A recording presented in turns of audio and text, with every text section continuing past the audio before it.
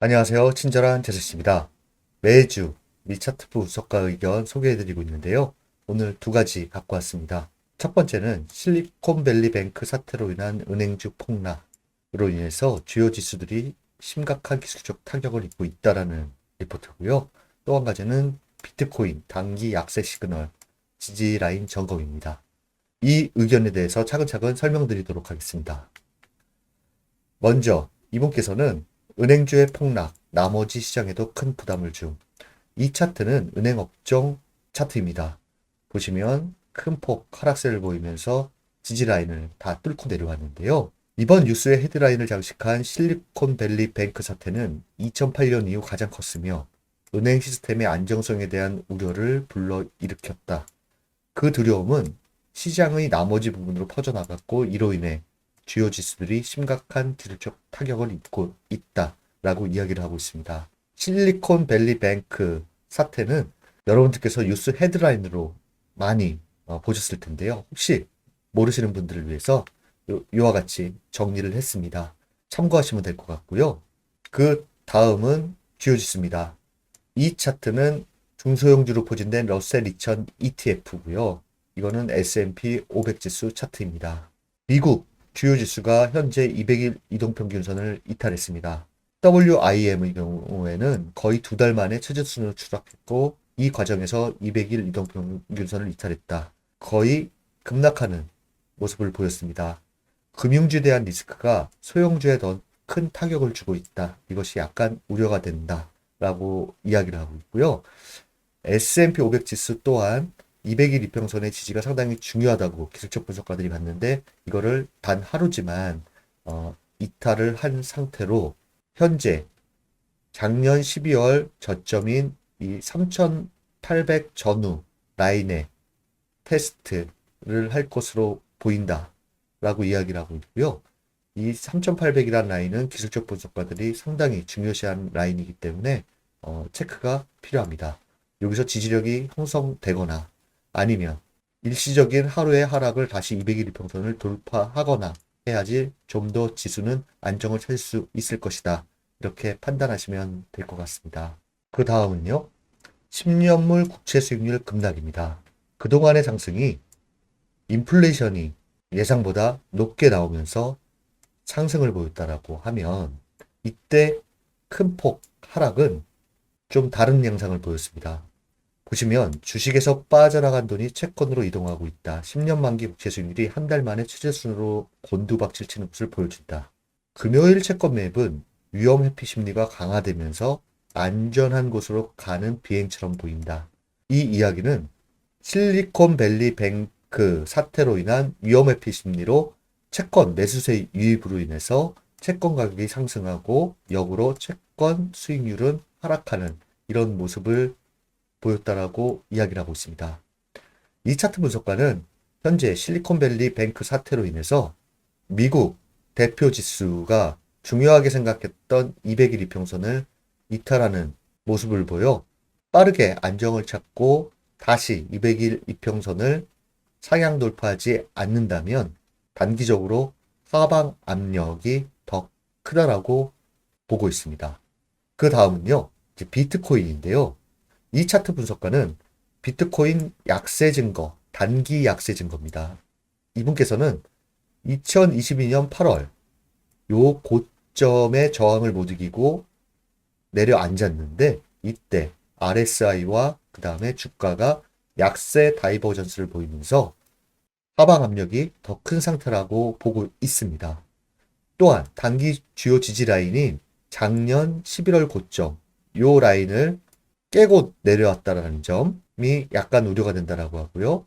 마지막으로 200일 이동평균선인 2만 달러 전후의 지지력이 상당히 중요하다라고 이야기를 하고 있습니다. 그러면서 비트코인 지지 라인을 이야기를 하고 있는데요. 첫 번째는 요 200일 이평선의 지지가 중요하다. 이 중요한 지지 영역을 깨뜨렸을 때 우리는 추가적 하향 목표를 찾기 시작할 필요가 있다라고 이야기를 하고 있습니다. 이게 깨지게 되면 그 다음 지지 구간은 현 상승세를 보이고 있는 구간의 피보나치 비율을 적용시켜서 61.8 구간인 19,200달러이며 이것은 현 단기 상승 추세 지속 여부의 중요한 지점이다. 그렇기 때문에 요 지지 라인 200일 이평선 그리고 피보나치 61.8 구간의 지지가 상당히 중요한 위치를 점하고 있다라고 얘기를 하고 있습니다. 이 구간의 지지가 형성되지 않고 깨진다라고 하면 작년 11월 최저점 지점인 15,500달러에서 16,000달러까지 이어질 수도 있으니 200일 평선과 19,200달러 구간은 상당히 중요한 위치를 점하고 있다라고 기술적으로 이야기를 하고 있는 상태입니다.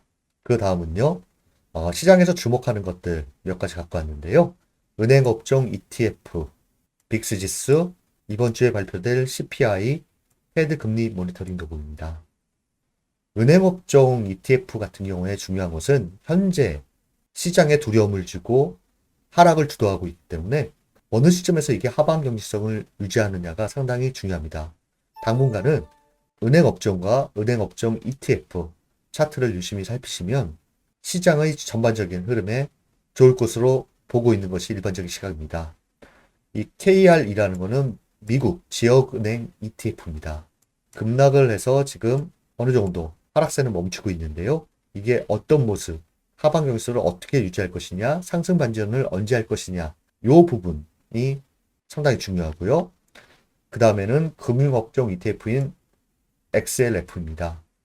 이것 또한 급락을 보이는데 200일 이평선을 깼습니다. 이게 어디서 하방 경직선을 유지하고 턴할 것인가 체크하시면 대표지수 흐름에 대한 좋은 단서가 될 것으로 보입니다. 그 다음은 빅스지수인데요. 20 중반이 상당히 중요하다고 했는데 지금 24.8을 기록하고 있습니다. 200일 이평선과 중반을 크게 뚫고 올라왔다가 다시 20 중반 밑으로 내려온 상태인데요. 이게 20 중반을 확실히 깨고 올라간다라고 하면 시장은 하방 압력을 또한 크게 받을 것이라고 판단하시면 되고요. 여기서 다시 빅스지수가 내려온다라고 하면 지난주에 하방 압력을 받은 것보다는 조금 안정된 시장의 모습을 찾을 것이다. 이렇게 판단하시면 될 것 같습니다. 다음 3월 14일 화요일 날 발표될 CPI입니다. 지난주 제롬 파월 연준 의장이 좀 더 높게 그리고 길게 금리 정책을 할 것이다 라는 것이 시장에 상당히 압박을 줬는데 그 당시 앞으로 있을 CPI와 PPI를 보고 의논을 할 것이다 라는 이야기를 했습니다. 여기 예상치는 블룸버그 서베이입니다. 이전치보다 소폭 내려가는 모습 그리고 근원 CPI 전월 비만 같은 모습을 보이고 있는데요. 인플레이션 나우 캐스팅 같은 경우에는 이 예상치보다는 하락폭이 크지 않고 좀 더 높은 모습 이전치와 비슷한 모습이 나올 것으로 보고 있기 때문에 현재 투자 심리가 상당히 안 좋은 상태에서 CPI 발표는 전체 시장에 큰 변곡점을 줄 것으로 보입니다. 아래 클리블랜드 연방준비은행의 인플레이션 나우 캐스팅 3월치까지 지금 현재 나와 있는데요. 좀 변화는 되지만 이 또한 수치 참고하시면 좋을 것 같습니다. 그 다음은 페드 금리 모니터링 도구입니다. 3월 21일과 22일에 FOMC 회의가 있는데요. 보시면 파월 연준 의장이 의회 증언을 통해 매파적인 발언을 하면서 지난주 잠시 동안 3월 달에 50pp 인상 가능성이 더 높게 나오는 경우도 발생했는데요. 실리콘밸리 뱅크 사태로 인해서 다시 역전되는 모습을 보이고 있는 상태입니다. 3월 FOMC는 상당히 중요한 것은 보시면 경제 전망 서머리에서 점도표가 나옵니다. 올해 기준금리를 어느 정도 높게 길게 가져가느냐 하는 것이 나오기 때문에 3월 FOMC는 상당히 중요한 위치에 있다라고 생각하시면 될 것 같습니다. 그 다음은 대표지수 차트 간단히 보여드리도록 하겠습니다. S&P 500 지수 같은 경우에는 기술적 분석가들이 가장 중요시 여기는 것은 3,800입니다. 3,800 라인의 전후의 지지는 상당히 중요하고 하루지만 지금 작년부터 줄곧 이어왔던 하락 추세선 아래로 하루지만 내려온 상태입니다. 이게 빨리 복귀하는 것이 중요하고요. 이 복귀와 맞물려서 200일 이평선이 있습니다. 빠른 복귀가 없다면 주요 지지 라인은 3,800 전후로 주로 보고 있다라는 거, 3,800 라인은 상당히 중요한 위치에 있다는 것을 항상 기억해 두시기 바랍니다. 그 다음은 S&P 500 지수 피보나치인데요. 지난 10월부터의 어떤 상승에서 고점 구간을 이용한 피보나치에서 주요 지지라인은 50% 구간이 3840 구간, 그 다음에 61.8 구간이 3760 구간입니다.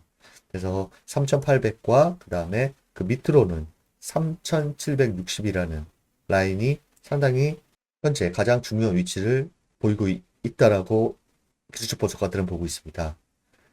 요 라인까지만 지지가 형성된다면 완만한 어떤 박스권 등락을 예상할 수 있으나 이거를 깨고 내려가면 하방 압력이 크게 나올 수도 있다라고 보고 있습니다. 그 다음 나스닥 지수입니다. 나스닥 지수도 200일, 50일 이평선을 다 깨고 내려온 상태인데요. 참고하시기 바랍니다. 그 다음 다우존스 지수입니다. 다우존스 지수는 요 박스권에서의 움직임을 보기 위해서 빠른 복귀가 중요하고요. 이 복귀가 실패 시에는 지난해부터 이어온 하락 추세선과 주요 지지 라인이 맞물리는 이 구간이 31,500으로 보고 있는 것 같습니다. 마지막으로 책에서 배우는 투자 이야기입니다. 차근차근 읽어드리겠습니다. 시장 환경을 고려하지 않고 계속 시장에 뛰어들어야 한다는 갈망이 수많은 투자 실패의 이유다. 월스트리트의 전문가들마저도 같은 실수를 하는데 마치 시급을 받고 일하듯이 매일 돈을 벌어야 한다고 생각하는 것이다. 제시 리버머어는 이와 같은 이야기를 하고 있습니다.